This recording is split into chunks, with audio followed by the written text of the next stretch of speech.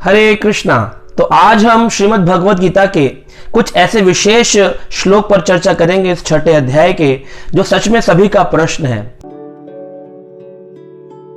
सब लोग पूछते हैं हमारे घर में ये जो संतान उत्पन्न होती हैं, पुत्र हो या पुत्री हो, हम देखते हैं अक्सर ये किसी के घर में तो बड़े ही मैटेरियलिस्टिक होते हैं, मतलब बच्चे टीवी के प्रति बड़े जागरूक होते हैं, टीवी पिक्चर यही सब देखते हैं। और कुछ घरों में बच्चे शुरुआत से ही राम भजन कृष्ण भजन करते हैं और उनकी बड़ी आसक्ति होती है। तो ये कैसे परिवर्तन होता है, किसी को बड़ा घर मिलता है, किसी को छोटा घर मिलता है। तो ये बात छठे अध्याय के 41, 42 और 43 नंबर श्लोक में भगवान श्री कृष्ण के द्वारा अर्जुन को बताया गया। भगवान कहते हैं, प्राप्य पुण्यकृतान् लोकान् उषित्वा शाश्वती समहा शुचिनां श्रीमतां गेहे योगा भ्रष्ट अभिजायते।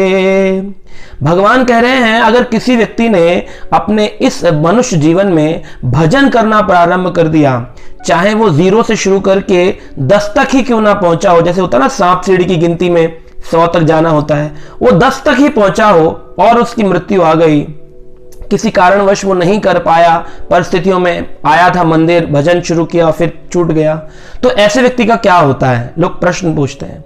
तो देखिए, अगर आपने आज बीटेक एमटेक की डिग्री ली है तो हो सकता है अगले जन्म में फिर से आपको ABCD पढ़ना पड़ेगा। लेकिन अगर आपने ध्यानपूर्वक इस बात को सुनी, अगर भजन किया हो, तो भगवान यहां कहते हैं प्राप्य पुण्य कृतान् लोकान्, पहले तो उस जीवात्मा को उसकी भक्ति में कर्मों के कारण पुण्य प्रदान किए जाएंगे और वो ऊंचे लोकों में जाकर के अपना सुख उपभोग करेगा। और उसके बाद में शाश्वती समा, कई वर्षों तक उपभोग करने के बाद जब इस संसार में पुनः आएगा, क्योंकि जब तक कोई गोलोक नहीं जाता तब तक वो इस संसार में वापिस आता रहेगा, चाहे वो ब्रह्म लोक तक जाए चाहे वो स्वर्ग लोक तक जाए। और वो वापिस आएगा तो किसके घर में उत्पन्न होगा?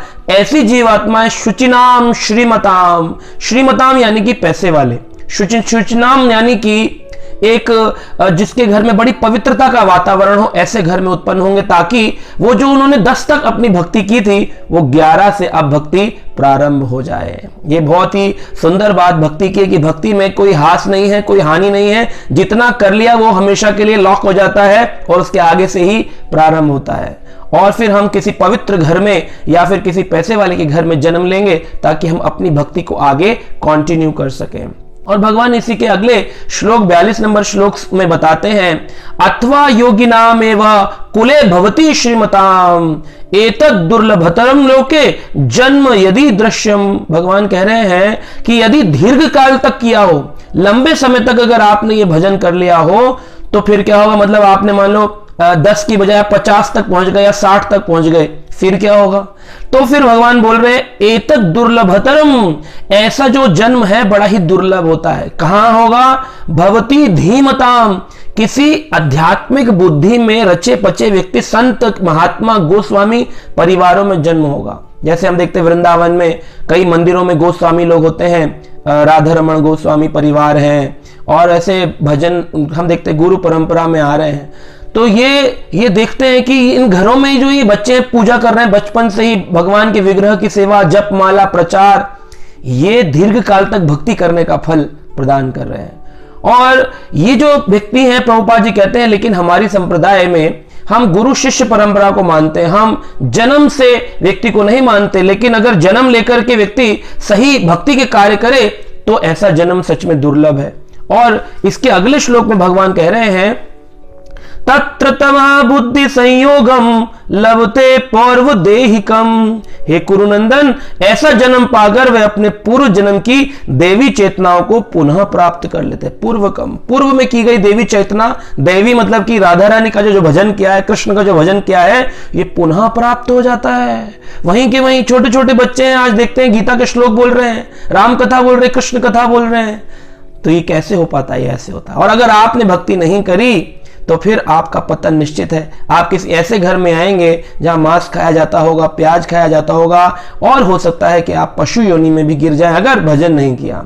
तो हम कब तक वापिस आते रहते हैं, ये भी प्रश्न उठता है। तो ये जब तक हम 100% पूरा नहीं कर लेंगे भक्ति का, अगर उसमें भ्रष्ट हो गए, कुछ भी योग भ्रष्ट हो गया 90 पर 80 पर, तो भी हमें जैसे सांप सीढ़ी में 98 पर भी सांप काटे तो नीचे आना पड़ता है, वैसे ही इसमें बताया गया शास्त्र में भगवत गीता के अंदर कि जब तक 100 नहीं हो जाएगी तब तक गोलोक नहीं जाएंगे। तो हमारे श्रील प्रभुपाद के जो गुरुदेव थे हिज डिवाइन ग्रेस भक्ति सिद्धांत सरस्वती गोस्वामी ठाकुर श्रील प्रभुपाद कहते थे कि finish the business in this life time, अपने इसी लाइफ टाइम में इस बिजनेस को फिनिश करिए, इस जन्म मृत्यु के चक्र को समाप्त करिए, भजन को गहराई से करिए, क्योंकि अगर भजन को गहराई से किया और 100% पहुंच गए तो गोलोक धाम प्राप्त होगा, पुनः संसार में नहीं आना पड़ेगा। लेकिन अगर किसी कारणवश आना भी पड़ा तो फिर हमारी भक्ति यथा रूप में क्रेडिट कैरी फॉरवर्ड हो जाता है, जैसे अकाउंट्स में होता है क्रेडिट कैरी फॉरवर्ड होता है। तो इसलिए भक्ति में कहीं कोई हानि नहीं,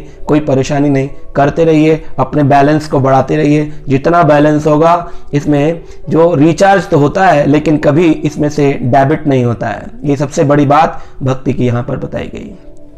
हरे कृष्णा।